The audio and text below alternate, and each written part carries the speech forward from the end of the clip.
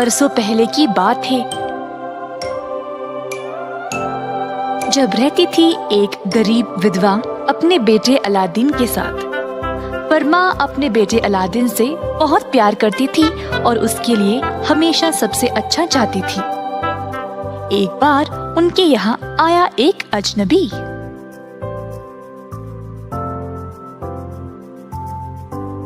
सलाम, मेरा नाम मुस्तफा है और मैं अपने भाई के बेटे अलादीन को ढूंढ रहा हूँ।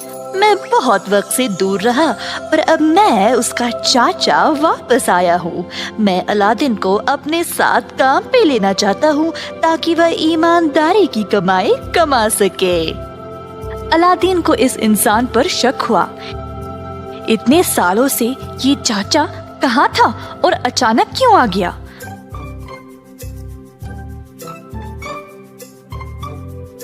पर अलादीन की माँ ये सुनकर बहुत खुश हो गई थी और उसको काम पे जाने दे दिया। दोनों ने बहुत दूर की यात्रा की। 1-2 दिन तक रेगिस्तान में चलते रहे, जब अंत में दोनों एक गुफा के पास आ पहुँचे तो उसने अलादीन को अंदर जाने को कहा। अलादीन को मुस्तफा पर भरोसा नहीं था, तो वह उसकी बात मानने में हिचकिचा रहा था। पर मुस्तफा ने बोला कि गुफा के अंदर बहुत सारे रत्न और सोना है। अलादीन को अपनी माँ का याद आया कि वह कितने गरीब थे। अगर उसको वो खजाना मिल जाता है तो उनकी सारी परेशानी ही खत्म हो जाती। फिक्र करने की कोई जरूरत नहीं, तुम्हें जितना खजाना चाहिए उठा ले सकते हो।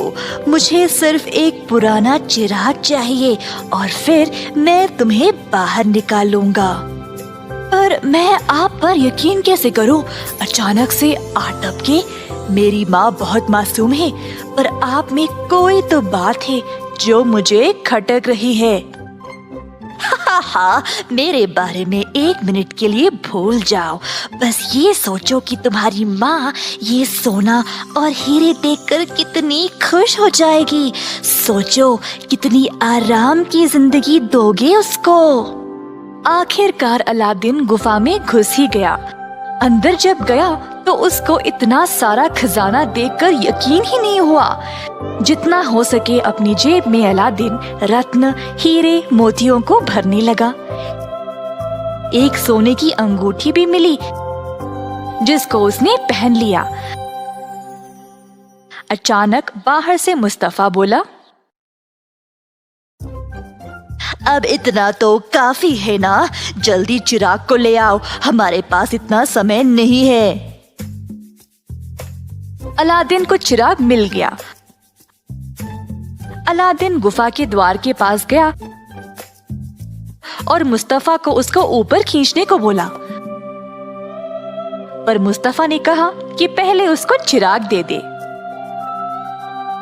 अलादीन को लगा कि शायद चाचा चिराग को लेकर उसे गुफा में ही छोड़ देगा, तो अलादीन ने पहले ही चिराग देने से मना कर दिया।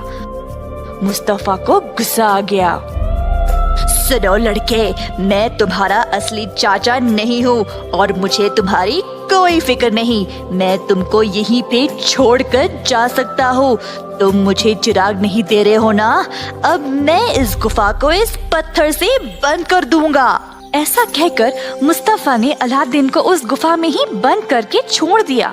अलादीन अंधेरे में बैठकर रोने लगा। सब इस बकवास चिराग की वजह से। ये तो सोने का भी नहीं है और काम भी नहीं करता। अलादीन ने चिराग को थोड़ा सा रगड़ा और अचानक से चिराग से नीले रंग का धुआं निकला और उसके आगे खड़ा हुआ एक जिन।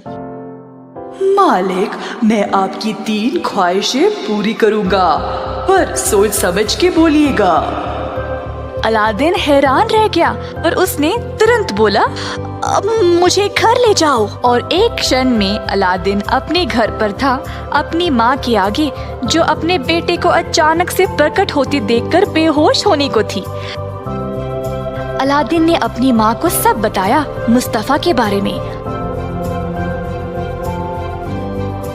और फिर उसने अपनी सोने की अंगूठी को रगड़ा तो एक और जिन बाहर आया। इस बार तो अलादीन की माँ बेहोश ही हो गई। मालिक, मैं आपकी 3 ख्वाहिशें पूरी कर सकता हूँ, सोच समझ के बोलिएगा। ना सोना और रत्न दे दो जो हमको जिंदगी भर के लिए काफी होगा और उससे भी ज्यादा। अलादीन का पुराना घर गायब हो गया और उसकी जगह में आ गया एक बड़ा सा बंगला। दोनों खुशी से रहने लगे। एक दिन जब वह शहर में घूम रहा था, अलादीन ने एक बहुत ही खूबसूरत लड़की को देखा। उसको पहली नजर में ही उससे प्यार हो गया। वो थी सुल्तान की बेटी राजकुमारी यास्मीन। यास्मीन सबसे सुंदर। राजकुमारी यास्मीन भी अलादीन को पसंद करने लगी। कुछ दिन बाद अलादीन गया महल सुल्तान से मिलने। मैं आपकी बेटी से शादी करना चाहता हूँ। अलादीन ने ऐसा बोला जैसे वो खुद ही सुल्तान था। गुस्सा किए बिना सुल्तान जोर से हंसने लगा। मेरी बेटी से शादी करने के लिए तुम्हारे पास मेरे जैसा महल होना चाहिए। उसी रात जब अलादीन अकेला था तो उसने अंगूठी वाले जीनी को पूछा कि वह उसकी दूसरी ख्वाहिश पूरी कर दे, एक बड़े से महल का जो बिल्कुल सुल्तान के महल के बाजू में हो। अगली सुबह उस जगह पर था महल। सुल्तान ने अलादीन को यास्मीन से शादी करने की इजाजत दे दी। सुल्तान की मौत के बाद अलादीन ने उस राज्य पर अच्छे से राज किया। जल्द ये खबर मुस्ताफा तक पहुंच गई और उसको पता था कि ये सब उस जादुई चिराग की वजह से हुआ है। उसने चिराग को वापस लेने की तरकीब सोची।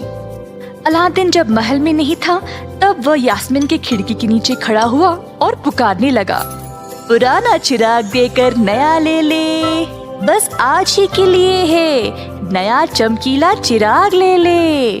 शहर के सारे लोग वहाँ जमा हो गए। जल्द यास्मीन भी वहाँ पहुँच गई। उसको लगा कि वह अलादीन का पुराना चिराग को देकर नया ले लेगी। चिराग मिलते ही मुस्ताफा ने उसको तुरंत रगड़ा और जिन निकला बाहर। मालिक, मैं आपकी 3 ख्वाहिश पूरी कर सकता हूँ, सोच समझ के फरमाइएगा। चुप करो। मैं चाहता हूँ कि तुम मुझे, यास्मीन और इस महल को जितना दूर हो सके उतना दूर ले जाओ ताकि अलादीन हमें ढूंढ ना पाए। जब अलादीन वापस आया तो उसने अपने महल और यास्मीन को गायब पाया। उसने 3 दिन और 3 रात तक ढूंढा पर यास्मीन कहीं नहीं मिली। अलादीन ने अपनी अंगूठी को परेशानी में रगड़ा तो निकल आया जिन। उसने जिन से कहा कि वह उसको यास्मीन के पास ले जाए। तुरंत उसने अपने आप को यास्मीन के पास पाया। मेरे प्यारे अलादीन, मुझे पता था कि तुम मुझे ढूंढ लोगे। दोनों और सोचा कि अब वह मुस्तफा से छुटकारा कैसे पाए। अलादीन महल में कहीं छुप गया और यास्मीन गई मुस्तफा के पास। मुझे नहीं लगता अब अलादीन कभी मुझे ढूंढ पाएगा, तो मैं अब आपकी बीवी बनना चाहती हूँ। मुस्तफा ने उस पर यकीन कर लिया। उसको लगा कि ये उसकी जिंदगी का सबसे खुशी का दिन था और सारी रात जश्न मनाया कि वह थक कर सो गया। यास्मीन ने तुरंत चिराग को लिया और अलादीन के पास भाग चली। उन्होंने चिराग को रगड़ा और आया बाहर जीनी। जीनी को बोला कि वह उनको और महल को वापस अपनी जगह पर ले जाए। जल्द वह अपने शहर में वापस आ गए। अलादीन ने यास्मीन और अपनी माँ के साथ आराम और खुशी की जिंदगी बिताई।